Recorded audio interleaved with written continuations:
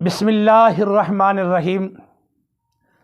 بیان کیا جاتا ہے کہ خراسان کا ایک بادشاہ تھا اور اس کا جسم بہت بھاری ہو گیا، بہت وزنی ہو گیا، چربی بہت زیادہ بڑھ گئی، حتیٰ کہ وہ چلنے پھرنے سے لاغر ہو گیا۔ بہت پریشان تھا، بڑے بڑے ڈاکٹر، بڑے بڑے معالج اس نے بلائے تاکہ اس کا علاج کریں اور چربی کم ہو جائے، موٹاپا ختم ہو جائے۔ مگر جیسے اس کا علاج کرتے تھے، جو دوائی اسے استعمال کرواتے تھے، اس کی چربی اور زیادہ بڑھتی تھی، جسم بھاری اور زیادہ ہوتا گیا۔ تمام بڑے بڑے معالج، بڑے بڑے حکیم دانا ناکام رہے۔ ایک پرانا حکیم تھا، بڑی عمر والا، اس نے سنا تو اس نے بادشاہ کے پاس آیا وہ، اور آ کر کہنے لگا، حضور میں آپ کا علاج کرتا ہوں۔ تو بادشاہ نے کہا، بابا جی بڑے بڑے حکیم فیل ہو گئے ہیں، آپ بھی اپنا دوائی استعمال کر کے دیکھ لیں۔ بالآخر بابا جی نے کہا، اس حکیم بابا نے کہا، بادشاہ سلامت، میں مریض کا علاج کرنے سے پہلے اس کا حساب کرنا چاہتا ہوں، اس کے ستاروں کا حساب معلوم کرنا چاہتا ہوں، تاکہ مجھے پتہ چل جائے اس کی عمر کتنی باقی ہے۔ میں یہ حساب بھی جانتا ہوں، ذائچوں کا علم بھی مجھے آتا ہے۔ بادشاہ نے اپنا نام بتایا، اپنی والدہ کا نام بتایا، اس نے اعداد وغیرہ نکالے۔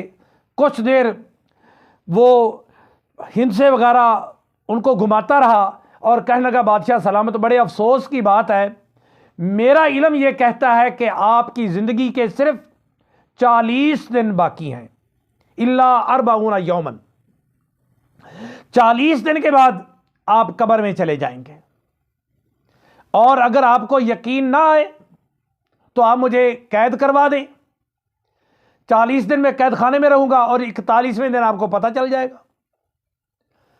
اس نے کہا، میرا علم غلط نہیں بولتا، آپ یقین کر لیں، اور اس کے بعد میں پھر آپ کا علاج کروں گا اگر آپ زندہ رہ گئے، اور مجھے پتہ ہے آپ نے زندہ نہیں رہنا، دوائی استعمال کروانے کا فائدہ ہی نہیں ہے۔ بادشاہ کو اس کی بات پر یقین آ گیا، اور موت کا جو لفظ ہے، موت کی جو تیاری ہے، یہ انسان کو کھنگال کے رکھ دیتی ہے۔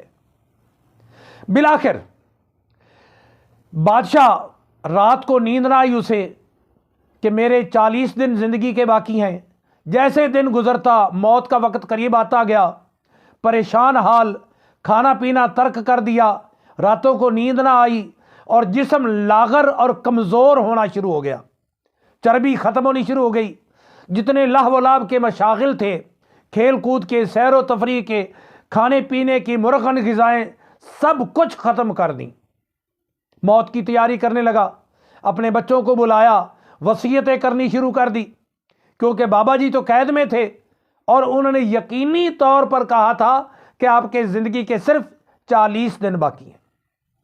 جب 40 دن پورے ہوئے، اتنے دنوں تک بادشاہ سلامت تو ہڈیوں کا پنجرا رہ گئے۔ اور یہ یقینی بات ہے، اگر آپ کو یقین نہیں آتا، آپ کسی دن رات کو سوتے وقت صرف اتنا تجربہ کر لیں، لیٹ کر چارپائی پر لائٹ بند کر دیں، قبلہ رخ اپنا چہرہ کر دیں، اور قبر کا ذرا تصور کر کے دیکھ لیں۔ آپ 15-20 دن ایسا کریں کہ میں قبر میں لیٹا ہوں گا، ایک نہ ایک دن وقت تو آئے گا، تو دیکھیں آپ کا موٹاپا ختم ہوتا ہے یا نہیں، آپ کے دل و دماغ پر کیا گزرتی ہے، طبیعت سیٹ ہوتی ہے یا نہیں۔ یقیناً طبیعت سیٹ ہو جائے گی ایک مرتبہ۔ بالآخر جب 40 دن ہوئے، بادشاہ ہڈیوں کا پنجرا رہ گیا۔ 41واں دن شروع ہوا تو بادشاہ سلامت نے بابا حکیم کو بلایا اور کہا، بابا جی میں تو زندہ ہوں۔ تو بابا حکیم کہنے لگے، بادشاہ سلامت، یہ طریقہ میں نے آپ کے علاج کے لیے تلاش کیا تھا، اس لیے کہ آپ کے موٹاپے کا علاج سوائے اس موت کی تیاری کے کچھ نہیں تھا۔ اب دیکھیں آپ کا جسم کتنا لاغر، کمزور ہو گیا ہے، چربی ساری ختم ہو گئی، موٹاپا بالکل ختم ہو گیا، اور آپ کی طبیعت کیسی ہو گئی ہے؟ کہنے لگا، میں تو بہت زیادہ ہڈیوں کا پنجرا ہی بن کے رہ گیا ہوں۔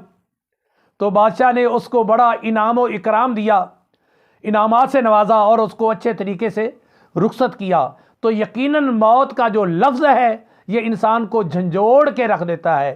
حضرت سیدنا عیسیٰ علیہ السلام ایک جگہ سے گزرے، ایک اونٹ اپنے مالک کو کاٹ رہا تھا، لوگوں کے قابو میں نہیں آ رہا تھا، حتیٰ کہ مالک کے قابو میں بھی نہیں آ رہا تھا۔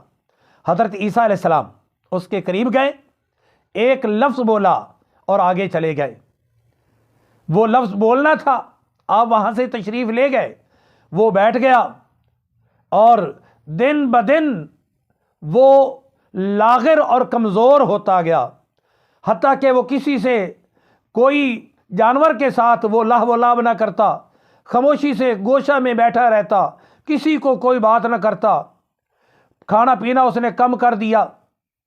تو حضرت عیسیٰ علیہ السلام کچھ دنوں کے بعد وہاں سے گزرے تو لوگوں نے پوچھا کہ آپ نے اس اونٹ کے کان میں کیا دم کیا تھا؟ یہ تو اس نے کھانا پینا بالکل کم کر دیا، لوگوں کو کاٹتا تھا، وہ سب کچھ ختم ہو گیا، اور یہ ایک گوشے میں بیٹھا رہتا ہے، کسی طرف دیکھتا تک نہیں۔ آپ نے فرمایا میں نے اس کے کان میں کہا تھا انکا میتن، کہ تجھے بھی موت آنی ہے۔ دیکھیں موت کا لفظ جانور پر بھی اثر کر جاتا ہے، اور انسان اتنا سنگ دل اور پتھر دل ہو چکا ہے کہ ہم روزانہ یہ لفظ سنتے ہیں، اپنے ہاتھوں سے دفن کرتے ہیں، آنکھوں سے دفن ہونے والوں کو دیکھتے ہیں، قبرستانوں کو دیکھتے ہیں، مگر ہمارے دل میں اپنی موت کا خیال ہی نہیں آتا۔ ہم یہ تصور ہی نہیں کرتے کہ جیسے یہ قبر اس بھائی کی ہے، میری بھی ایک نہ ایک دن اس طرح قبر بنے گی، یہ خیال کر کے بھی ہمارے دل کو تکلیف ہوتی ہے۔ اللہ پاک ہمیں موت کو یاد رکھنے کی توفیق عطا فرمائے۔ والسلام۔